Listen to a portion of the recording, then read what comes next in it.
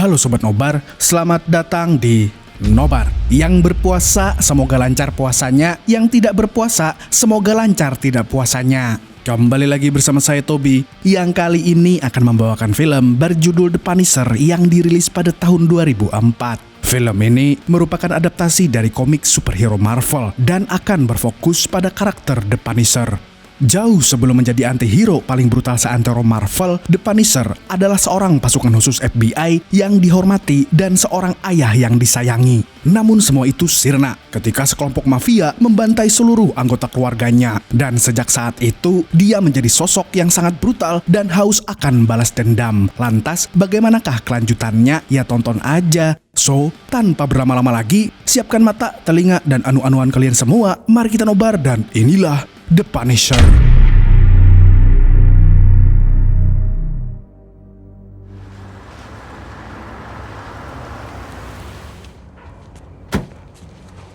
Diawali dengan dua orang yang berjalan menuju pelabuhan. Mereka adalah Mickey alias Anton Nganjuk dan Bobby Shane. Keduanya lalu menemui seorang mafia senjata bernama Otto. Dan tanpa banyak basa-basi, Otto langsung mengecek uang yang mereka bawa. Lalu Otto pun menunjukkan senjata yang ia jual. Namun tak disangka-sangka,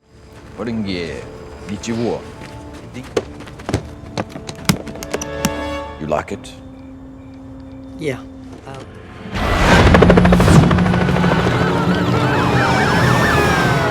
mereka sudah dikepung oleh FBI. Mereka pun sontak panik bukan main. Dan Otto terlihat sangat kesal. Dia menyalahkan Anton Nganjuk dan Bobby atas penggerebekan tersebut. Tak lama kemudian, Otto tiba-tiba mengeluarkan pistol dari jasnya. This is the FBI. This is not good. My father's gonna kill me. You're under arrest. Hal itu pun dianggap sebagai ancaman oleh FBI. Alhasil, Otto pun ditembak hingga tewas. Melihat Otto tewas di tempat, Bobby pun langsung ketakutan. Hingga tak sadar, tangannya menggenggam pistol. FBI pun refleks menembaknya. Dan beberapa orang yang memegang senjata.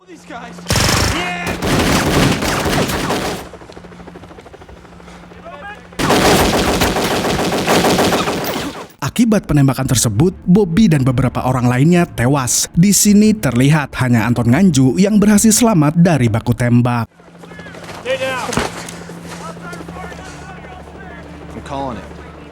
Akhirnya, FBI pun langsung meringkus Mickey di tempat. Scene kemudian berpindah ke pos medis, di mana jasad para mafia sedang diperiksa. Namun hal mengejutkan terjadi di sini, di mana Otto tiba-tiba bangkit dari alam barjah. Dan usut punya usut, Otto ternyata adalah agen FBI yang menyamar menjadi mafia senjata selama 2 tahun. Diketahui bahwa nama asli Otto adalah Frank Castle. Setelah berganti pakaian, Frank langsung disambut oleh rekan sejawatnya. Mereka hendak merayakan kesuksesan Frank dalam misi penyamaran tersebut. Selain itu, rekan-rekannya juga menganggap kalau dia adalah agen terbaik. Selepas merayakan kesuksesannya, Frank hendak pamit pulang. Diketahui bahwa misi tersebut adalah misi terakhir Frank sebelum cuti panjang. Setelah ini, Frank akan berlibur bersama keluarganya.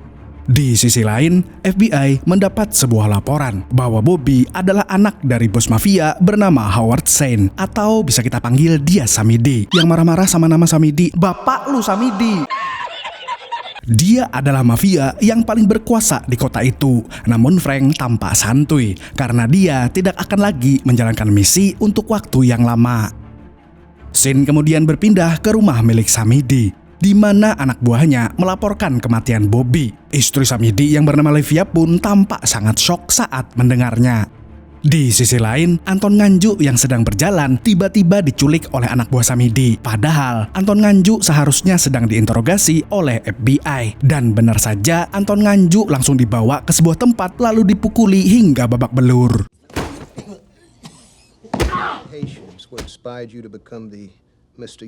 Lalu tangan kanan Samidi yang bernama Quentin alias Tukimin menyalahkan Anton Nganjuk atas kematian Bobby. Dia seharusnya bisa menjaga Bobby agar tidak terlibat masalah. Jika saja Anton Nganjuk tidak mengajaknya membeli senjata, Bobby tidak akan mati mengenaskan.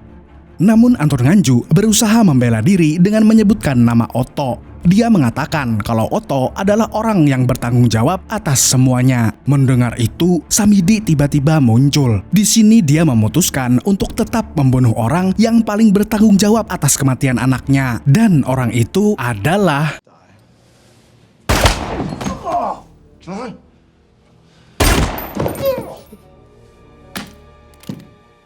Ternyata yang dibunuh adalah pengawal pribadi Bobby. Dia dianggap lalai karena membiarkan Bobby pergi.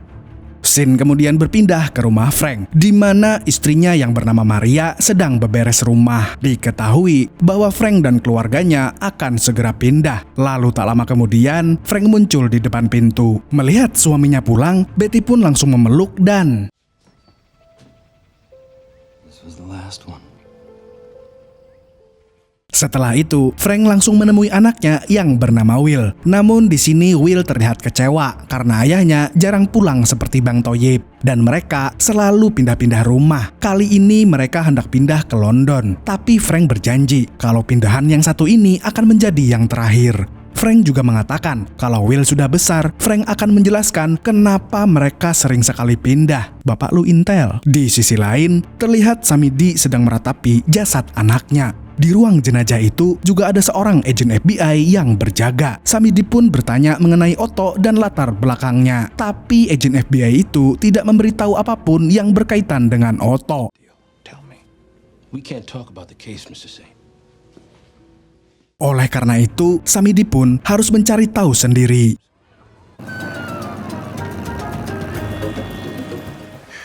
That was cool. Proud of you. Good job, babe.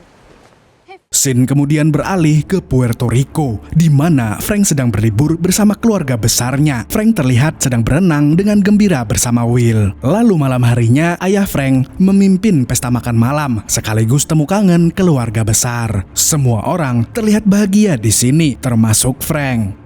Berkebalikan dengan Frank, keluarga Samidi baru saja mengadakan pemakaman untuk Bobby. Mereka terlihat berkabung atas kematiannya. Namun tak lama kemudian, Tukimin melaporkan sebuah berkas rahasia kepada Samidi. Dan ternyata berkas tersebut adalah informasi tentang Otto alias Frank. Selain itu, Tukimin juga sudah melacak keberadaannya. Samidi ingin Tukimin membunuh Frank, namun Livia ingin lebih dari itu. Dia menekankan bahwa Tukimin juga harus membunuh keluarganya.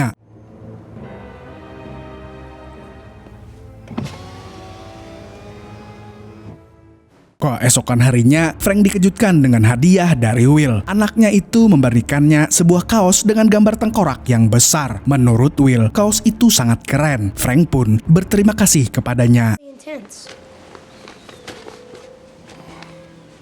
This is interesting. Dan di tengah-tengah kedamaian itu, diam-diam anak buah Samidi mulai mendekati mereka. Lalu saat Frank dan ayahnya sedang mengobrol soal koleksi senjatanya, tiba-tiba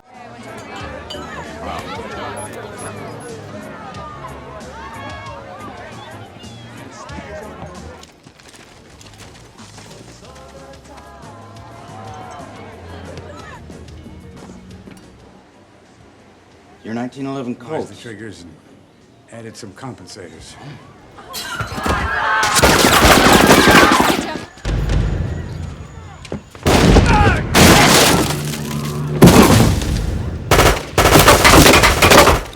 Dan yang paling mengejutkan adalah tembakan tersebut mengenai ibu Frank. Semua orang pun seketika menjadi panik dan histeris. Maria yang mendengar suara tembakan itu pun langsung bersembunyi bersama Will. Dan di saat satu persatu keluarganya mulai tumbang, Frank dan ayahnya langsung mengambil senjata dan bersiap duo versus squad. Namun karena mereka hanya berdua, mau tidak mau Frank harus menggunakan akalnya.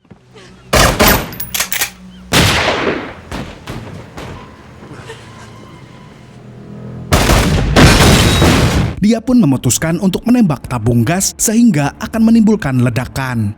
Frank dan ayahnya kemudian pindah ke tempat pesta, tapi naasnya semua orang sudah mati. Dan tak lama kemudian tiba-tiba ada yang menembak ayah Frank. Sontak Frank pun langsung menghajar anak buah Samidi itu. Walaupun Frank sempat kewalahan, akhirnya dia berhasil menghabisi orang itu dengan bantuan ayahnya.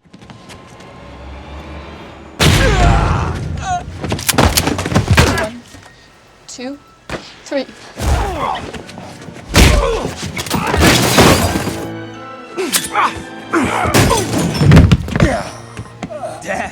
Namun naasnya, ayah Frank sudah tidak bisa bertahan lagi. Di sisi lain, Maria dan Will berhasil masuk ke dalam jeep dan langsung tancap gas. Frank kemudian melihat sebagian anak buah Samidi berusaha mengejar istri dan anaknya.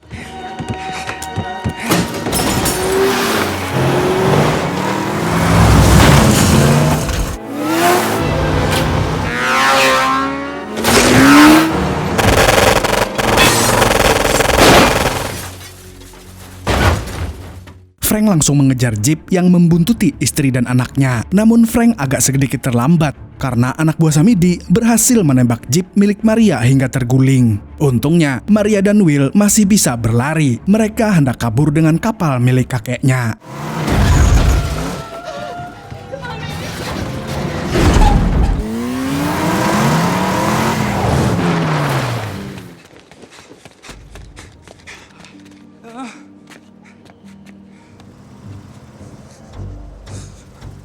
Frank pun sangat sedih melihat dua orang yang dia cintai harus tewas dengan cara yang seperti itu. Frank yang sudah kalap itu pun akhirnya membabi buta.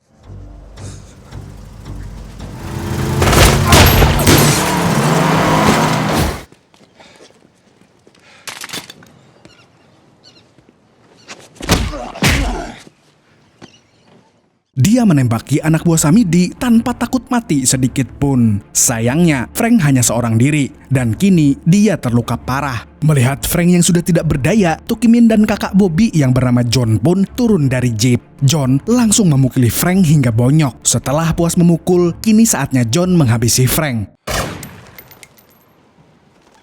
Lalu setelah Frank tertembak, Tukimin langsung menyiram dermaga itu dengan bensin. Dan Tukimin pun membakar dermaga itu beserta Frank di atasnya.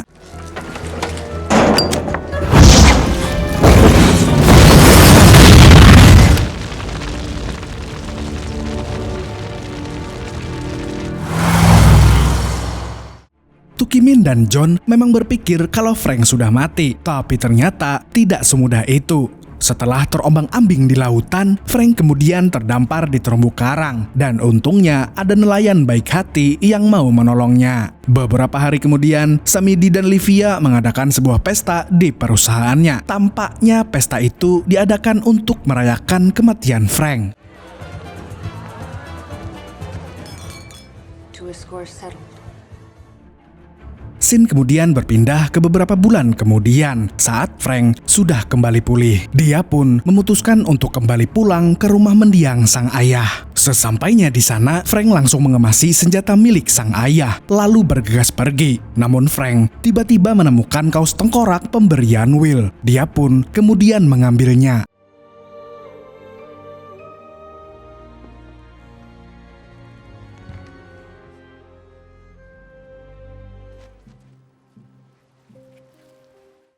Setelah itu, Frank berterima kasih kepada si nelayan, lalu berpamitan pergi.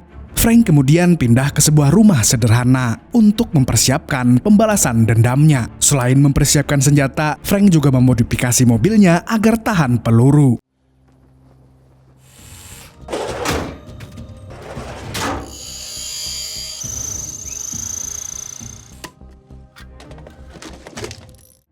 Di sisi lain, Frank memiliki 3 tetangga bernama Joan, Bumpo, dan Dave. Joan adalah gadis paling cantik di tempat itu, sementara Bumpo adalah tukang makan dan David adalah pecandu PUBG. Suatu hari, mereka mendengar suara keras dari knalpot mobil Frank. Ketiganya pun penasaran apa yang sebenarnya Frank lakukan.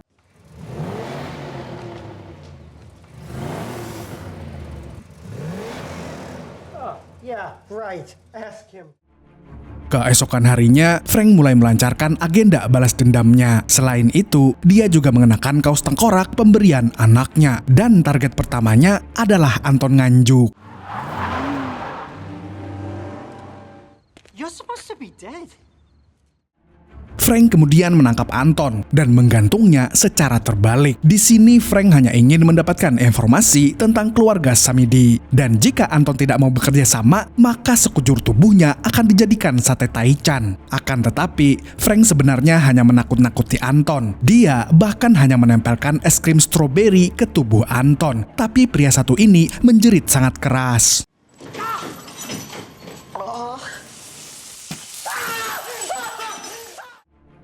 Dan akhirnya Anton Nganjuk pun menyerah. Dia kemudian menjelaskan beberapa hal mengenai Samidi, mulai dari kerjasama bisnis dengan Toro bersaudara hingga uang haram yang dimiliki Samidi. Setelah itu, Anton Nganjuk pun dilepaskan dan kini mereka berdua bekerja sama. Anton akan menjadi mata-mata di dalam organisasi Samidi, sedangkan Frank akan menyelidiki mereka dari kejauhan.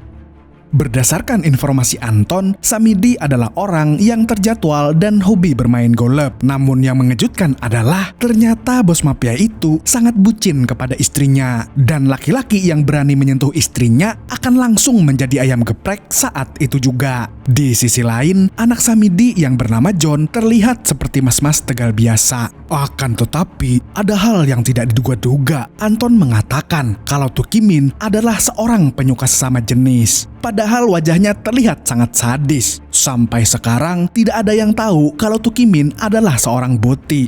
Ih, serem. Di keesokan harinya, Frank mendatangi makamnya. Namun bukan untuk berdoa, melainkan mencabut batu nisannya. Dan ternyata batu nisan itu dia kirim ke lapangan golf yang biasa dikunjungi Samidi. Bos mafia itu pun terkejut ketika melihat nama Frank Castle di nisan tersebut. Setelah mengirim batu nisan, Frank kemudian menemui mantan atasannya. Dan kebetulan di tempat itu juga sedang ada banyak wartawan. Mereka pun tidak menyangka kalau Frank masih hidup. Where have you been? Tapi tujuan Frank menemui mantan atasannya bukanlah untuk kembali menjadi agen FBI, melainkan untuk protes. Dia sangat marah karena tidak ada satupun pelaku pembantaian keluarganya yang ditangkap. Setelah itu, Frank langsung melanjutkan rencananya. Kali ini dia menerobos masuk ke gedung milik Samidi. Untuk itu, Frank diam-diam melumpuhkan beberapa karyawan untuk mendapatkan akses masuk. Enrique, ¿qué pasó?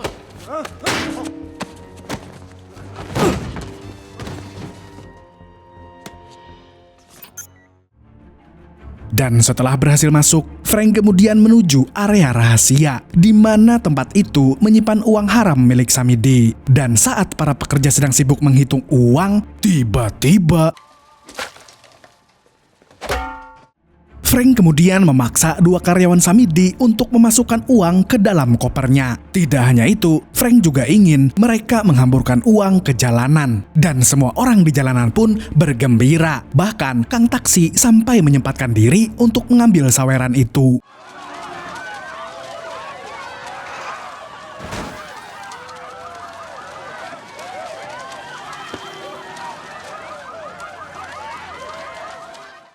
Hal itu pun membuat dua kroco Samidi langsung mencari dalang kekacauan tersebut. Dan mereka pun terkejut setengah mati ketika melihat sosok Frank. Keduanya terlihat gemetar sambil mundur perlahan, seolah mereka sedang melihat kuyang terbang. Namun mereka kemudian sadar jika Frank tidak dihentikan, maka mereka yang akan mati. Dan tanpa berlama-lama, Frank langsung menghabisi keduanya dalam hitungan detik.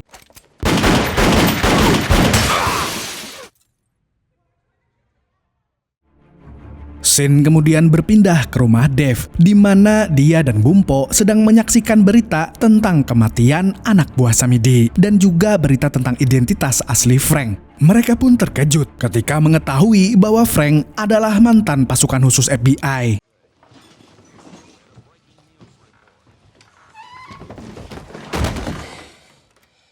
Frank sedang mengenang masa lalunya sambil ngombe beras kencur.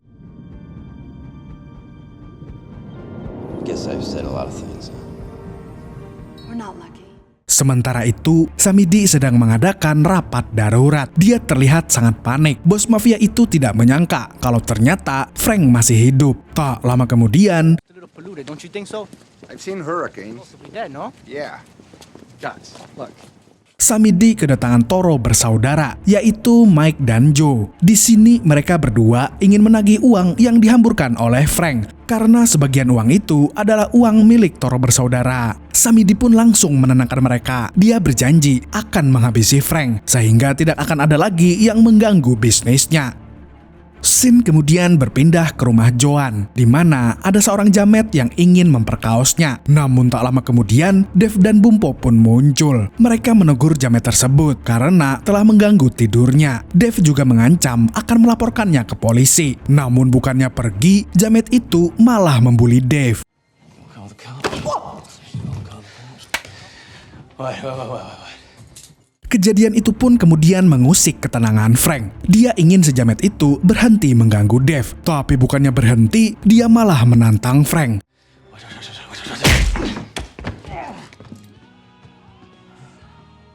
Si jamet pun dirujak oleh Frank. Setelah jamet itu diusir oleh Frank, Joan langsung berterima kasih kepadanya. Dia juga turut berduka atas kematian keluarganya. Joan kemudian melihat ada sebotol beras kencur di rumah Frank. Di situ dia mulai khawatir akan kesehatannya. Joan pun menyarankan agar Frank tidak menyiksa diri. Sin kemudian berpindah ke depan bioskop, di mana Livia terlihat akan menonton film John Wick Chapter 4. Lalu saat wanita itu masuk ke dalam, diam-diam Frank masuk ke mobil Livia. Dia kemudian memasang alat pengubah suara di telepon milik Livia. Dan setelah itu, Frank langsung menelpon Tuki Min dan mengatakan kalau dia punya foto Tuki Min saat main sodok dengan pria lain. Dan kalau mau aman, Tuki Min harus menuju ke sebuah tempat. Mendengar itu, Tuki Min pun terlihat sedikit panik. Karena jika Samedi tahu tentang rahasianya, maka dia tidak akan dimaafkan. Setelah itu, Frank mengendarai mobil Livia ke tempat yang dia sebutkan kepada Tuki Min. Lalu dia mengembalikan lagi mobilnya ke depan bioskop. Hal itu dia lakukan untuk menjebak Tuki Min dan Livia. Frank akan membuat seolah mereka berdua telah berselingkuh.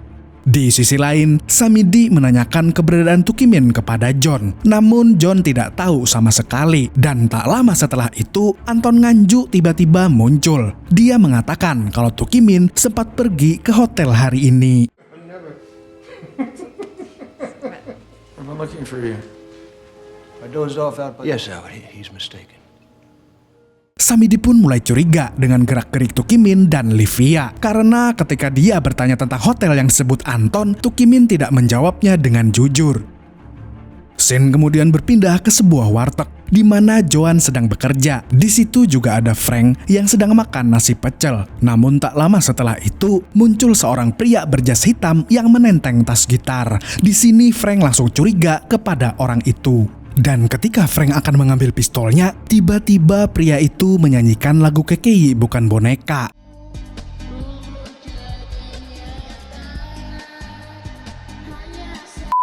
Frank pun langsung shock. Setelah selesai menyanyi, orang itu mendekati Frank dan memperkenalkan diri sebagai Harry. Setelah itu, dia langsung pergi begitu saja.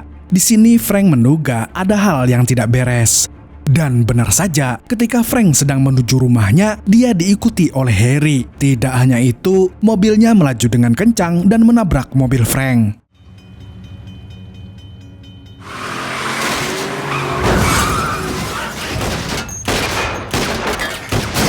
Setelah Frank terpojok, Harry langsung menembaki mobilnya. Tapi untungnya, mobil Frank sudah dimodifikasi, sehingga tidak bisa ditembus peluru. Tak lama kemudian, akhirnya Frank berhasil kabur dari serangan Harry.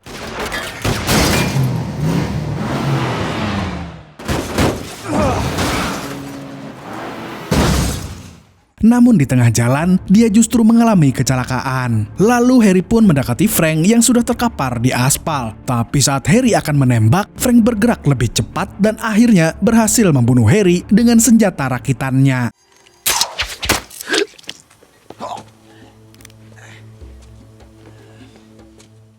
Sin lagi-lagi berpindah ke sebuah tempat di mana John sedang memimpin transaksi haram. Tapi dia kemudian menemukan benda mencurigakan di atas tumpukan uangnya. Dan ternyata benda itu adalah...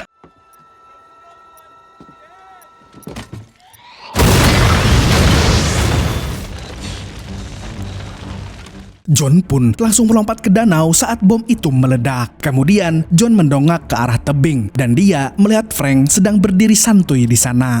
Kejadian itu pun membuat Samedi sangat emosi. Ditambah lagi, Toro bersaudara kembali memprotes kinerja Samedi. Hal itu pun membuat masalah menjadi semakin runyam dan Samedi pun enggan mengganti rugi. Karena Samedi tidak mau rugi terus-terusan gara-gara Frank, Samedi kemudian menyuruh Tuki Min untuk menyewa pembunuh bayaran bernama Yuri Astrov.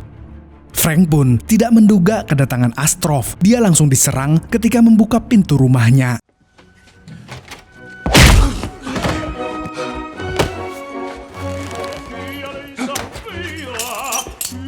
Pergelutan itu bisa dibilang tidak adil karena tubuh Astrof jauh lebih besar dari Frank. Selain itu, pria Rusia ini juga tidak mempan walaupun sudah ditusuk. Pergelutan itu bisa dibilang tidak adil karena tubuh Astrof jauh lebih besar dari Frank. Selain itu, pria Rusia ini juga tidak mempan walaupun sudah ditusuk. Alhasil, Frank pun sedikit kewalahan dalam menghadapinya. Tak lama setelah itu, Astrof tiba-tiba melemparkan granat ke arah Frank. Dia pun langsung berlindung agar tidak terkena ledakan.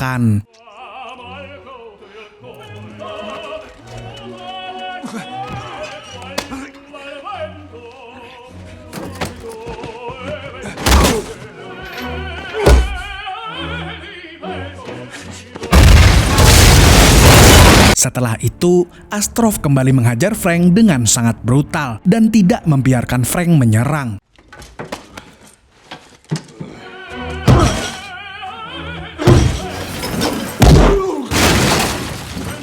Tak lama kemudian, Astrof melempar Frank ke arah pintu rumah Bumpo. Mereka bertiga pun terkejut melihat Frank sudah babak belur.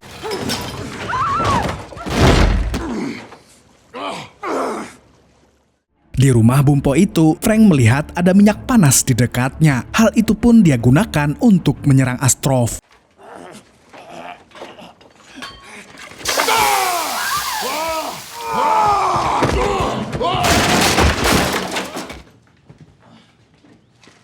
Dan Astrof pun tewas setelah jatuh dari tangga. Melihat kejadian itu, Joan pun langsung mengobati luka Frank yang cukup parah. Namun saat Joan sedang menjahit luka Frank, Dave melihat John dan Tukimin sedang berjalan menuju ke tempat Frank. Joan pun langsung menyembunyikan Frank di sebuah rongga yang ada di rumah Frank. Sementara itu, Tukimin menginterogasi Dave dan Bumpo. Dan jika tidak mau menjawab, maka Tukimin akan mencabut tindik di wajah Dave satu persatu.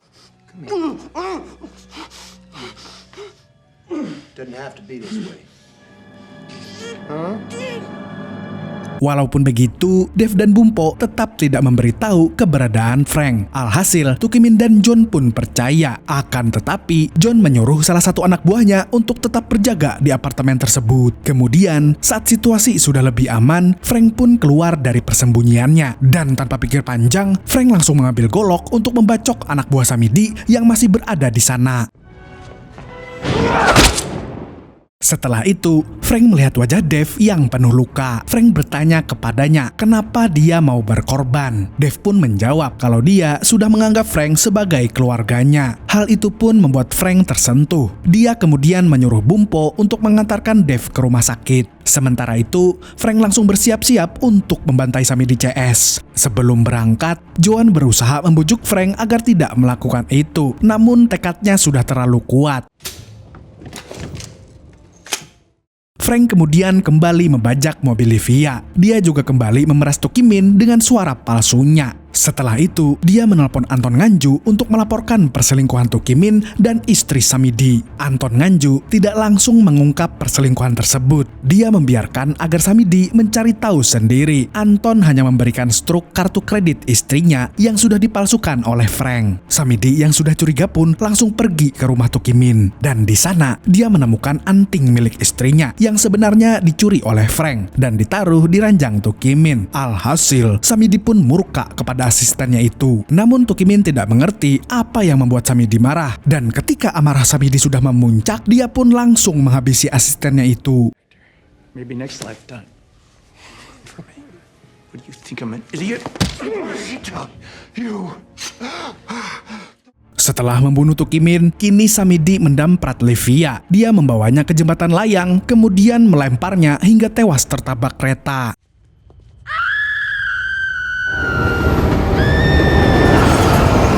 Samidi kemudian kembali ke markasnya. Di sini dia membuka sayembara. Bagi siapapun yang berhasil membunuh Frank, maka dia akan mendapatkan uang 1 koper. Scene kemudian lagi-lagi berpindah ke Frank, di mana dia sedang mempersiapkan senjatanya. Dia berniat untuk mendatangi Samidi sebelum dia diserbu antek-anteknya. Frank pun mulai melumpuhkan para pengawalnya satu persatu.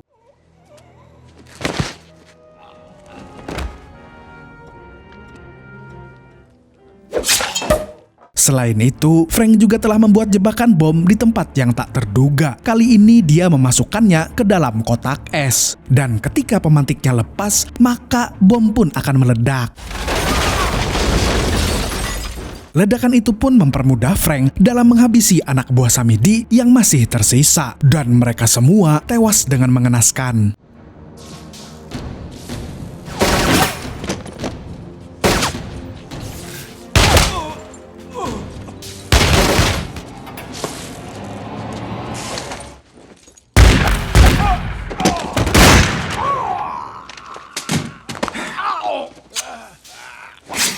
Di sisi lain, Samidi berhasil keluar dari ruangan tersebut. Namun saat hendak kabur dari gedung, dia melihat jebakan bom di pintu keluarnya.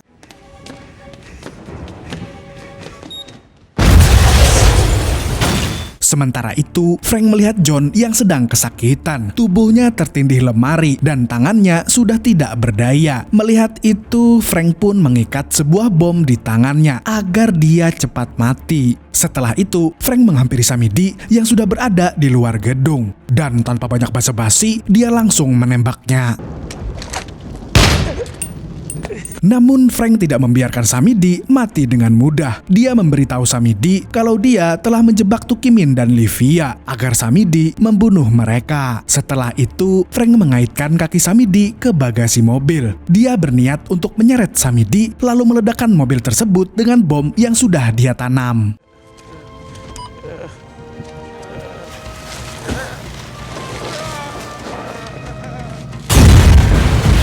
Dan Samidi pun hangus terbakar bersama semua mobil di parkiran. Setelah menghukum pembantai keluarganya, kini beban Frank sudah tidak ada lagi. Dan untuk itu, Frank memutuskan untuk pensiun dari hidupnya. Namun entah kenapa, Frank tidak sanggup menarik pelatuk pistolnya. Alhasil, Frank pun tidak jadi melakukannya. Setelah berpikir panjang, Frank memilih untuk pindah tempat tinggal. Frank kemudian berpamitan dengan Joan dan mengatakan kalau dia meninggalkan sesuatu di lemari Dave. Selain itu, Frank juga mengatakan kalau dia akan melakukan pekerjaan baru. Dan pekerjaan yang dimaksud oleh Frank adalah menjadi pembantai para penjahat. Beberapa hari kemudian, Dave pun akhirnya pulang. Dan karena penasaran, Joan pun langsung mengecek ke lemari milik Dave. Dia ingin tahu apa yang ditinggalkan Frank di sana. Dan ternyata sang penghukum itu meninggalkan uang yang sangat banyak.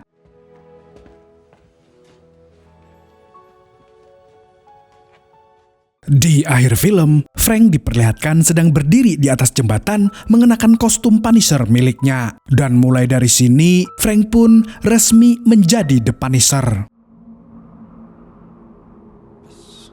Psychos, sadists, the Punisher.